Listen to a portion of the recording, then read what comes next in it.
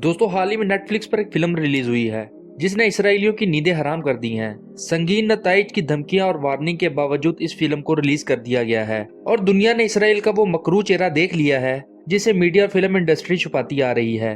अगर आप यहूदियों के बारे में इतना नहीं जानते तो आपको इनका एक छोटा सा तारुफ करवा देते हैं कि इसराइल में आबाद आज की यहूदी नहीं है, क्योंकि कौम यहूद कोई मजहब नहीं बल्कि एक कबीला था। लेकिन आज से कुछ अर्से पहले तुर्किश और स्पेनिश नस्ल के लोगों ने यहूदियत को एक मजहब के तौर पर इख्तियार किया, जो आज अपना ताल्लुक इसराइल या यहूदियत से बताते हैं। लेकिन असल में यहूदी सफेद रंग के नहीं थे बल्कि गंदुमी रंग के थे। दोस्तों ये इतनी जलील कौम है कि इन्होंने दुनिया के सामने एक रियासत का वजूद हासिल कर लिया, वो भी फलस्तीनियों के घरों पर कब्जा करके और इनको दहशतगर्द और खुद को दुनिया के सामने मजलूम बताकर।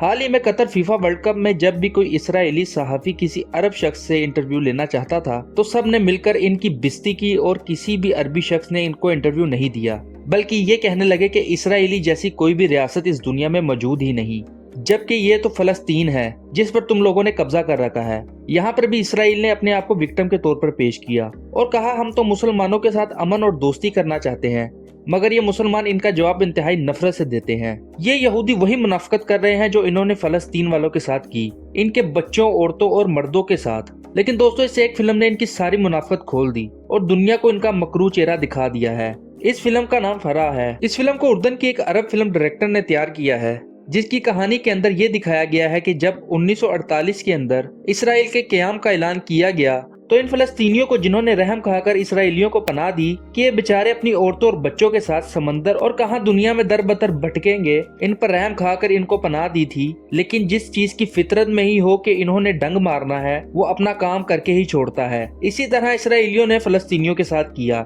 इस फिल्म में फरा नाम की 14 साल की लड़की को दिखाया गया है जिसके वालिद इसे सख्ती से मना करते हैं कि घर से बाहर मत निकलना, क्योंकि इस वक्त यहूदियों ने फलस्तीनियों को बेघर करना शुरू कर दिया था।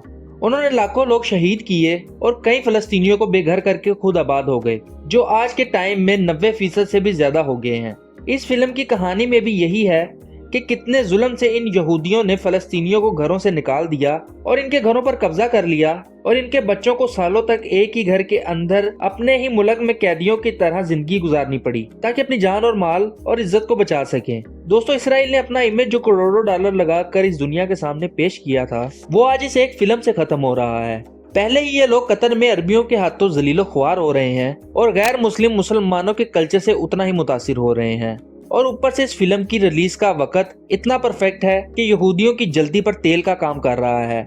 मगर ज्यादा अफसोस की बात यह है कि जिन अरबों को इकट्ठे होकर इन फलस्तीनियों को बचाना था वो इन इसराइलियों से मिलकर बिजनेस और दोस्तियां बढ़ा रहे हैं। अगर इनको फलस्तीन के औरतों और बच्चों के खून को सौदा ना कहा जाए तो गलत ना होगा। यह हुक्मरान तो अपने फायदे के लिए ऐसा सोच सकते हैं, लेकिन इनकी अवाम इसराइल के वजूद को ना तो आज तस्लीम करेगी और ना ही आगे।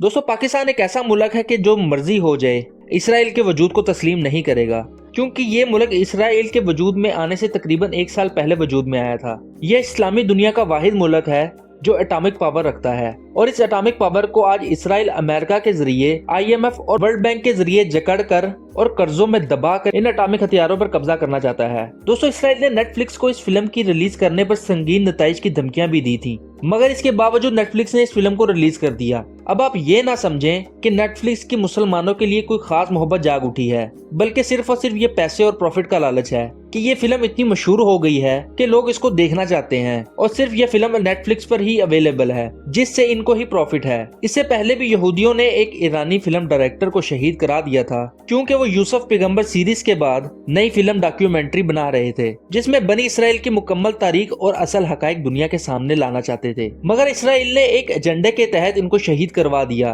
दोस्तों ये कौम जलील है और हमेशा ही जलील रहेगी। इनको जमीन और मुल्क तो मिल गया लेकिन सुकून कभी नहीं मिलेगा इंशाअल्लाह। अगर आपको ये वीडियो पसंद आई है तो इसको शेयर करें और चैनल को सब्सक्राइब करें। अपना बहुत ज्यादा ख्याल रखें। खुदा हाफिज।